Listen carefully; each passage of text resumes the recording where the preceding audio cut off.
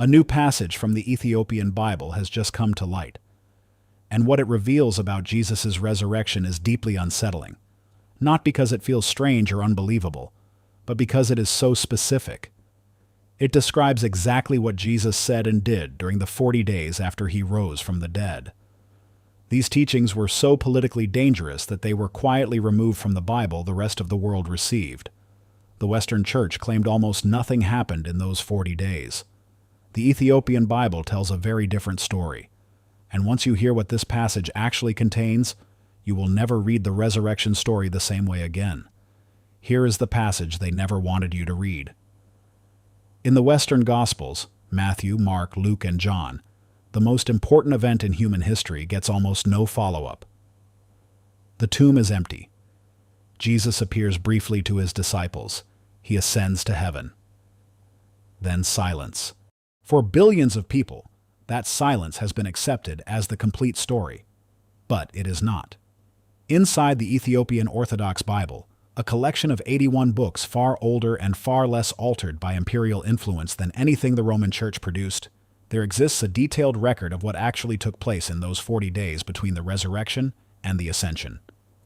It contains teachings so radical, so politically explosive, and so fundamentally different from the version the world was given that they were effectively buried. Not destroyed, not burned, but kept hidden and locked away in stone monasteries in a land the Roman Empire could never fully conquer. What Jesus said in those 40 days was not a gentle farewell. It was a warning aimed directly at the future of his own church. To understand why Ethiopia holds this, you need to know something most people in the West were never taught. When Western Christians think of the Bible, they usually picture the 66 books of the Protestant canon, or the 73 books of the Catholic Church. Those numbers seem fixed and permanent, as if they have always been that way. They have not. The Ethiopian Orthodox Tewahedo Church has always recognized 81 books. That means there are entire texts, considered holy by one of the oldest Christian communities on earth, that billions of people have never read, never heard of, and were never told existed. The Ethiopian Church is not a breakaway sect or a fringe movement. It is among the most ancient Christian institutions in existence, tracing its roots to the earliest centuries of the faith, long before the Council of Nicaea, long before Constantine, and long before Rome decided which books belonged and which did not. The Garima Gospels, ancient Ethiopian manuscripts carbon dated to the 4th century, are among the oldest surviving Christian texts in the world. They predate the Roman Church's official formation of the biblical canon. The texts Ethiopia has preserved are not late additions. They are what was there from the beginning, before Rome became involved. Ethiopia's Christianity did not develop under Roman control. Surrounded by mountains and deserts largely inaccessible to imperial armies, it evolved along its own path. It was shaped in Ge'ez, a Semitic language with roots close to Aramaic, the language Jesus actually spoke. While the Western Gospels were translated into Greek, the language of Rome, Ethiopian texts remained closer to the Semitic source, less filtered and less shaped by imperial priorities.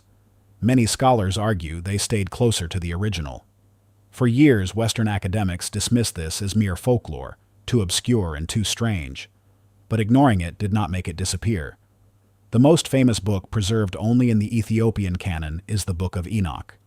It is directly referenced in the New Testament. The Epistle of Jude quotes from it. Yet the Roman Church removed it from the Western Bible. The reason is clear. It tells a story the early church leadership found structurally threatening. The Book of Enoch describes the Watchers, celestial beings who descended to earth, took human women as partners, and fathered a race of giants called the Nephilim.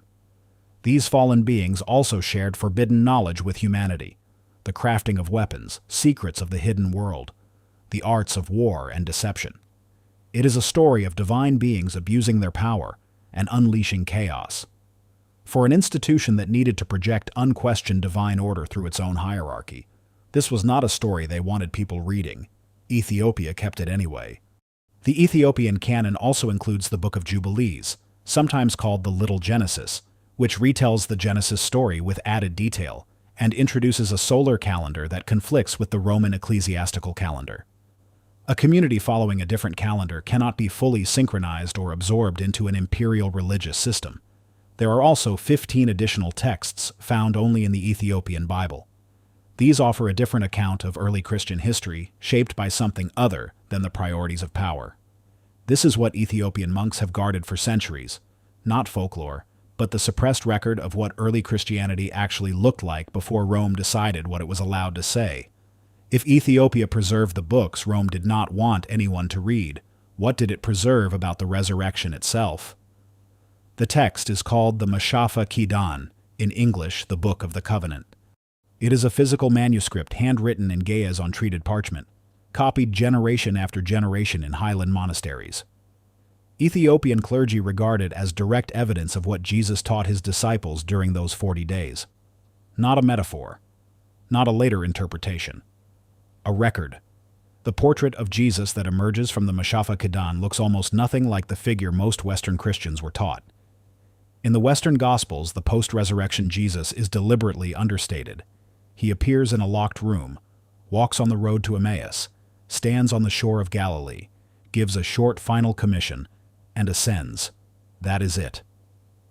For the most important 40 days in human history, the Western Bible offers only a handful of brief scenes. The Mashafa Kidan gives us the full 40 days. In it, Jesus is not gentle or understated. He appears as a divine king, delivering urgent warnings to people he knows are about to face something they are not prepared for. His tone is that of someone who sees exactly what is coming and is using every remaining moment to arm his disciples against it. The disciples were told to guard these teachings with their lives. For centuries, in monasteries above the clouds, they did. It begins with a declaration so direct and confrontational that it reads like a challenge thrown at the next 2,000 years of Christian history. Jesus tells his disciples that his Father's weapon is not made by human hands, not forged from iron, not carried by soldiers. The weapon of his Father is compassion, the force of a spirit that builds rather than destroys. Then the passage says something no Western canon has ever placed in the mouth of the risen Christ. Do not resort to violence in my name. This is a man who has just returned from death, conquered the grave, and stands with full divine authority. And his first instruction is this: whatever you do not use force on my behalf.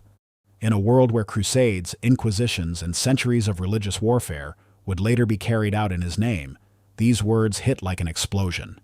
He continues, "The Spirit will be your power, the heart will be your place of worship, love will be your only law." If the heart is the true place of worship, what does that say about the massive stone cathedrals built across the Roman world in his name, where access to God would be mediated by priests, rituals, and institutional positions? If love is the only law, what does that say about the hundreds of doctrinal rules, rigid theological walls, and hierarchical power structures that would define Western Christianity for the next 2 millennia? This teaching does not coexist peacefully with organized religious power. It makes organized religious power unnecessary. That is why what comes next is so disturbing. Jesus delivers a direct, explicit prophecy about the institution that would be built in his name and what it would do to his message. He warns that what he taught would be changed deliberately. Many would come claiming to speak for him with no genuine connection.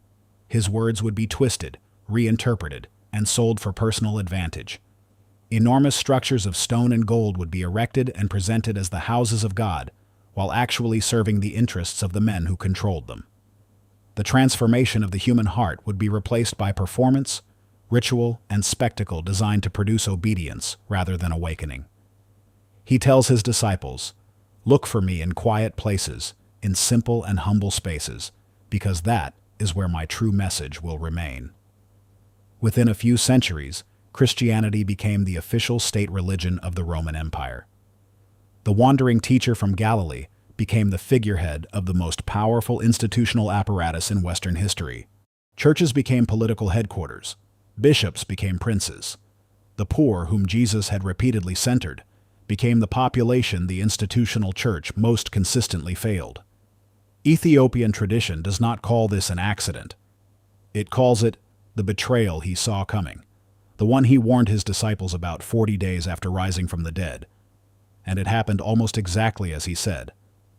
The Mashafa Kedan then goes deeper. Jesus explains that his death was not what they thought. Death is not an ending, but like changing garments. The body is temporary clothing, material, and impermanent. When the body fades, the spirit continues without interruption. This shifts the entire framework. Instead of waiting for a singular future resurrection, the focus is on the eternal, ongoing nature of the spirit. The physical world is a temporary passage, not a permanent home. He teaches that every human being carries two inner flames. One reaches toward light, the other toward darkness. Every thought, word, and choice feeds one flame or the other. There is no neutral ground. The spiritual journey is not determined by buildings, creeds, or rituals, but by the daily choices made when no one is watching. He describes a condition called living death. People who look alive, move through the world, eat, speak, and laugh, but have let their inner light go out. They fill the emptiness with pride, wealth, status, and power. From the outside, nothing looks wrong, but inside they dwell in a walking grave. Then comes the most explosive revelation. Jesus speaks of two distinct forces. The first is the Father of light, the ultimate source of all genuine life, love, and truth. The second is the architect of shadows, a secondary creator blinded by arrogance, responsible for building the physical world as we experience it. This physical realm is beautiful on the surface but hollow at its core. Those who align with the architect of shadows gain influence in the material realm, but live inside a reality that is only partially real. Future generations would confuse the architect of shadows with the genuine divine, worshiping the god of worldly power as the god of love. This idea is known as Gnosticism. It was widespread in early Christianity. The Roman Church hunted it with systematic ferocity, declared it the worst heresy, and destroyed every text it could find. Yet it was quietly preserved in Ethiopia. The final teaching is the most intimate. Every person is accompanied by two invisible presences, a guardian guiding the soul toward light, and a deceiver feeding doubt, confusion, resentment, and fear. No temple, leader, ritual, or organization can fight this battle for you. The war between light and darkness is fought entirely inside you. Only a conscious, awake mind can choose the right direction. There is one more document in the Ethiopian tradition, the most controversial of all. A text known as the Gospel of Peace presents a version of the Jesus story that diverges so completely from the Western account that it was not merely excluded, but actively hunted and suppressed. In this gospel, the crucifixion does not happen as the world was told. After the betrayal, Jesus retreats into the wilderness in the tradition of ancient prophets. He spends years in solitude, continues teaching, and does not die in agony or rise on the third day in the familiar sense. He goes on living and teaching a way of life built on harmony, balance, and love.